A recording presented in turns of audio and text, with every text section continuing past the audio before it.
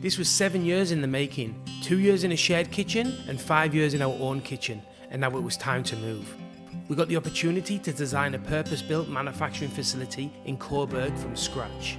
Something I'd visualised doing for the last 7 years, and just like that, it was happening. The only thing was, it was in the middle of a pandemic, which threw in an extra few challenges, but nothing we couldn't overcome together. The thing I'm most proud of is we managed to move the whole business within 48 hours and didn't miss one order nationally. This wasn't an upgrade, this is all in. People say you should always back yourself. The SES say, he who dares wins. The Latin proverb is, fortune favours the brave. I say naivety is a wonderful thing.